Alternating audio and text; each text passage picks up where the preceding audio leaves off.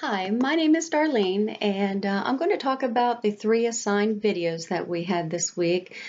Um, the first question is, are the sessions that I watched similar to what I imagined a counseling session to be? And the counseling sessions were a lot like I expected. However, for whatever reason, I expected to see maybe the counselor behind a desk and taking some notes as the client sort of discloses the challenges that they're dealing with. The dialogue between the counselor and the client was very much how I envisioned the counseling session to be. Um, from the reading, what skills and counselor characteristics did I notice? In the first one, the brainstorming session, I did notice that the counselor opened using the skill of reflection of feeling as he addressed the client's feelings of anxiety and guilt.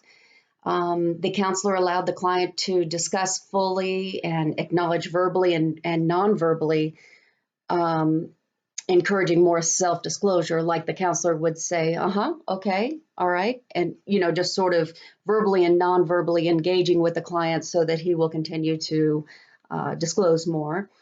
The counselor provided direct and focused attention, and toward the end, he reviewed the action items or the to-do list with the client to ensure that there's understanding about what he can do next to help with the issues that he's facing. Some of the things that he included were prayer and meditation. It seemed like he used the Rogerian person-centered therapy, which allowed the client to find the answers within himself through encouraging and being attentive. It seemed as if the client was able to open up and began to recognize and disclose his own hypocrisy in the situation that he was dealing with. In the video entitled Homesick, I thought that it came in with a very brief establishment of rapport. The counselor sort of jumped right into why the client has sought the counselor's help. She used a lot of reflection of feeling because the client felt alone and disconnected. The counselor used open questions to determine what actions the client has taken to address the issue as she's assessing the situation. So she's asked her, so what have you done so far that would help you to not feel so disconnected?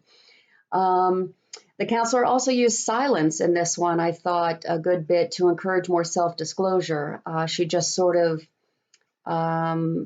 paused at times that in a social conversation might have seemed awkward, but immediately it drew the client to self-disclose even more. The counselor checked periodically for understanding and used open-ended questions to encourage the client to elaborate, like she would say, well, tell me more about this, or tell me more about the family relationship and how she envisions the new relationship to look like. The counselor used empathy by sharing that she can understand how this is a new experience for the client, and she knows that it is difficult for her to figure out who she is and who she's becoming. And she empathized by agreeing that sometimes it's scary to open up and to share who you really are as a person. In the last video, the dancing or helping, this particular dialogue seemed to me to be similar to the others in various ways, in that the counselor allowed the client to self-disclose and encouraged her to explore what the real issue is within herself. But the client was having difficulty verbalizing emotions, and the counselor provided feedback from an objective viewpoint regarding the nonverbal messages that she was sending. So he kind of gave her his own sort of opinion about what she came across to him as being like.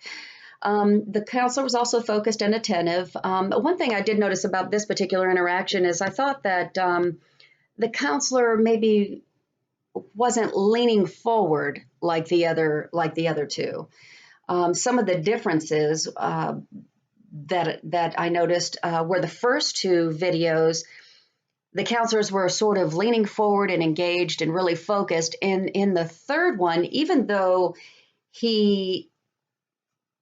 what he said was attentive, it just seemed like his nonverbal was a little less, maybe warm, in my opinion. But it was a good session, and I thought that all three counselors encouraged continual self-disclosure and provided reflection of feeling, or meaning, as they sought to understand the issue, as it was from the client's perspective. And all three were very attentive and free of other distractions. So that's what I thought were some of the similarities and differences between the three. One question I did have about the counseling session was that I wondered, are the counseling sessions recorded so that a counselor can go back and make notes of the session to help in sort of determining the trajectory for healing or helping the client? And if not, how do they remember the specifics later when researching a plan? Like, without sort of taking notes